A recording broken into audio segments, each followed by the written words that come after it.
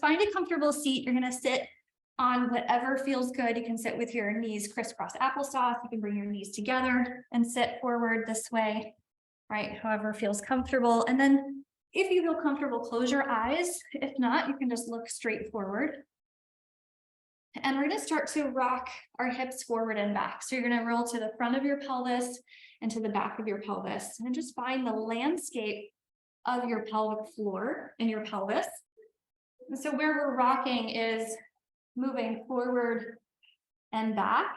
So you can find, do you tend to sit more back on your tailbone or closer to your pubic bone? Where's your natural sitting place?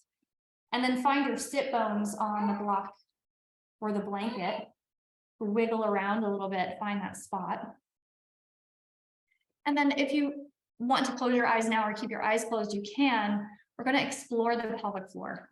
So the pelvic floor muscles run from your pubic bone to your tailbone and to either sit bone. These are the muscles that we talk about with the Kegels, right? You will not hear me talking about Kegels because I teach them differently. When you think of Kegels, we think of what? What do you think of when you think of Kegels? Tightening and lifting up, exactly. So yes, that is correct. It's lifting up, but it's missing two really important parts. So we're missing the release part, the squeeze, and the lift. When you're just doing the lift, you're only getting one part. Okay. We all have kids, we all get it. So, you know, just by squeezing, we actually end up kind of doing a disservice to our pelvic floor because we're not actually getting the full range of motion. So I want to explore that with your pelvic floor. So wherever you're sitting here, I want you to think of your pelvic floor as a whole bowl from your pubic bone down to your tailbone, right? So you're sitting nice and tall in your sit bones. As you inhale, let your pelvic floor release down. So just soften it and notice what you notice. As you exhale, squeeze and lift those internal muscles, front, middle, and back. Notice what you notice. And then do it again. Inhale, release it down. Soften it out. Exhale, squeeze and lift. Good. Let's do that 2 more times. Inhale, release it out. Go at your own pace if I'm going too fast. Exhale, squeeze and lift. Good. 1 more. Inhale. Exhale, squeeze and lift. Good. Now hold your position right here. Take your hands just inside of your hip points. If you're holding a baby, you can just hold baby. It's okay. Good. Move your hands just inside of your hip points. We're going to do that breath again. And when you exhale, I want you to think of fogging up a mirror, kind of like a Darth Vader breath, right? Right. So we'll inhale, release everything out. Exhale, squeeze and lift. You feel some activity underneath your fingers.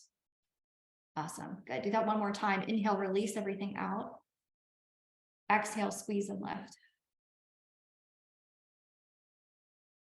Good. Do that 1 more time. I want you to make that breath even more forceful. Inhale.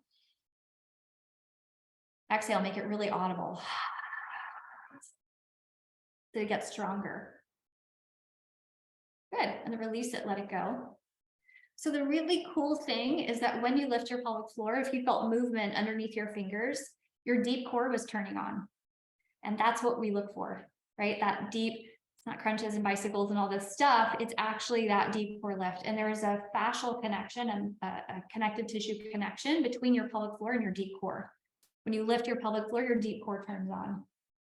That's why we start here, because if we try to layer on the core work, but we don't have the pelvic floor to lift, we're missing a lot of really good stuff, which is also blows my mind why this isn't talked about in core classes, but that's a whole other discussion.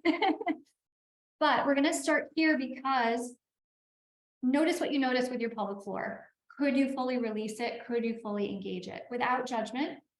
I find often, I would say probably, you know, a good portion of people who come to us in postpartum have a tight pelvic floor. And what that means is like either there's too much tension and we can't fully release, so then we can't fully contract, or one side is tight, right? We're so conditioned to think that our pelvic floors are just like loose. That's not necessarily the case. So in week 1, we'll talk a bit more about that, but I just want you to notice how the rhythm felt and how that connection felt too.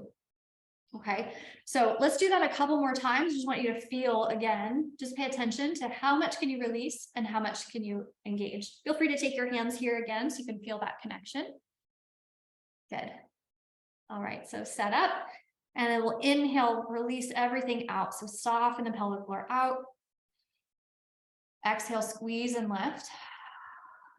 You can do that Darth Vader breath if you're fogging up the mirror.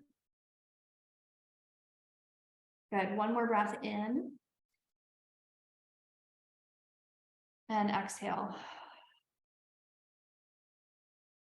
Good, just notice any sensation. Great.